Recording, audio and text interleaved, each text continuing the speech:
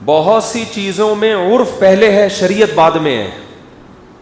دیکھو عربوں میں رواج تھا کہ جب بیوی کو نکاح سے ختم کرنا ہوتا تو طلاق کا لفظ استعمال کرتے،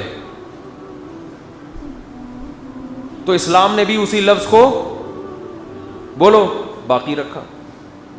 آج اگر کوئی انگریز ڈیورس کے لفظ سے بیوی کو طلاق دیتا ہے، کوئی انگریز مسلمان ہو جائے تو طلاق ہوگی کہ نہیں ہوگی؟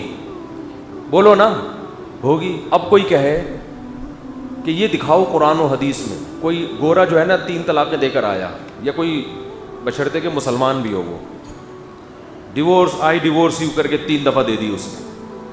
اب کوئی مفتی کے پاس فتویٰ لینے آئے، مفتی نے کہا 3 طلاقیں ہو گئی ہیں. وہ کہے، اب کوئی اس پہ سوال اٹھائے کہ نبی کے دور میں کوئی ایک حدیث دکھاؤ کسی صحابی نے ڈیورس کے لفظ سے طلاق دی ہو. وہاں تو طلاق کے لفظ سے ہوتی ہے، اور قرآن بھی کہہ رہا ہے الطلاق مرتان، طلاقیں 2 مرتبہ ہیں جس کے بعد رجوع کا حق ہے. الڈیورس مرتان قرآن میں نہیں ہے. تو یہ دلیل صحیح ہوگی؟ بولتے کیوں نہیں؟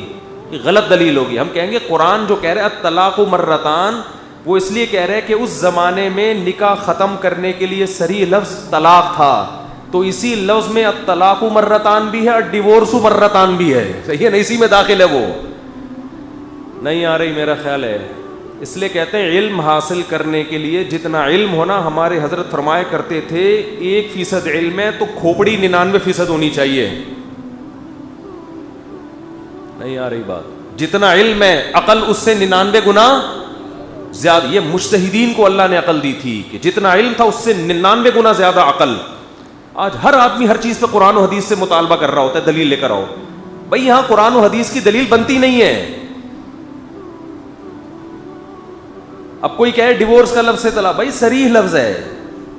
طلاق سے بھی طلاق اس لیے ہوتی تھی کہ عرب اس سے کیا مراد لیتے تھے؟ نکاح کا خاتمہ.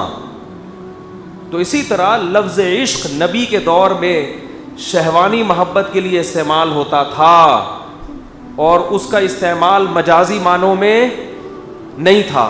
لہذا اس دور میں یہ اللہ رسول کے لیے ناجائز تھا. ہمارے دور میں اس کا رواج ہو گیا ہے. جب ایک لفظ مجازی معنی میں شائع ہو گیا، اب اس کا استعمال جائز ہے. اس میں یہ کہنا کہ قرآن و حدیث میں اس کی دلیل نہیں ملتی لہذا یہ ناجائز ہے، تو یہ دلیل خود غلط ہے. یہ مطالبہ خود کیا ہے؟ غلط ہے. اور آسان مثال دیتا ہوں. قرآن میں آتا ہے وَلَا تَقُلْ لَهُمَا اُفٍّ، ماں باپ کو اف مت کرو. کیونکہ عرب میں اف کا لفظ کیا تھا؟ تکلیف کا لفظ تھا. فقہا کہتے ہیں اگر اف کا لفظ کسی زبان میں پیار اور محبت کا لفظ ہو سکتا ہے نا کسی زبان میں. ان کے ہاں ابو کو کہتے ہی اف ہو. ایک مثال ہے، کوئی زبان ایسی بن جائے فیوچر میں جس میں فادر کا ترجمہ کیا ہوتا ہو؟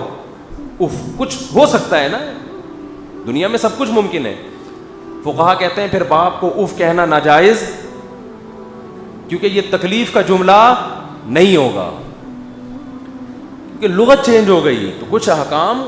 تو اسی طرح عشق کا جو لفظ ہے اس کا استعمال آج اللہ رسول کے لیے کثرت سے استعمال ہوتا ہے، اور اس معنی میں نہیں، شہوانی محبت کے معنی میں نہیں، بلکہ والہانہ محبت کے معنی میں ہے. تو اگر کوئی کہتا ہے میں عاشق رسول ہوں، بالکل جائز ہے.